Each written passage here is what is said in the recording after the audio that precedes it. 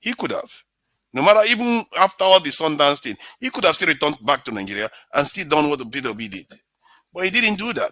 He chose a different path that saw people dress, like militia and stuff like that. Those kind of stuff is the kind of stuff that alienates people. That's not politics. If you want to play politics of the nation, you can play it. And can you imagine Nnamdi Kanu winning all the states in the southeast? What those people are going to go and do in the center? They are going to be deciding things that happen in the country.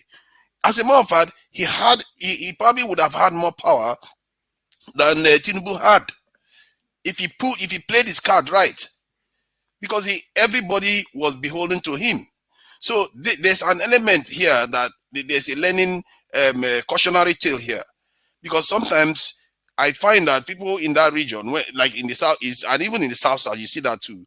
When they give opportunity, they don't take it, and then they will just start pointing fingers. It's like, how did the southwest do it? Southwest, they don't even have natural resources as much as those regions. But yet, how did they manage to pull it off? They managed to pull it off by playing politics the right way. And I tell you right now, if you look at globally, the way the Nigerian families is the accomplishment they are accomplishing, you can see that the Southwest have done very, very well for themselves from the context of this in Nigeria. They've gained a lot from it because they've tapped into the politics of the country. But this is what we need to learn in this. It's not about, I understand the feelings people have about these things in terms of the history and all the rest of it. But you have to get engaged, because if you get engaged, you can make changes. Kanu can do exactly what Peter Obi has done. He can transform that whole region.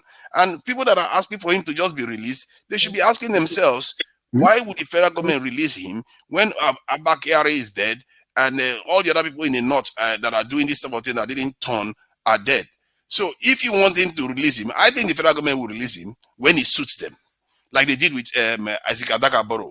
When they find that some other person shows up in the southeast that is causing too much problem that they think Kanu is going to neutralize, they will release him. They can ask for amnesty. It's one thing, you can ask for amnesty, but to say that it's justified, that he has a right to come out of that place, then you are not looking at the charges that are against him. If you are looking at the charges that are against him, you are going to actually find that there is something there.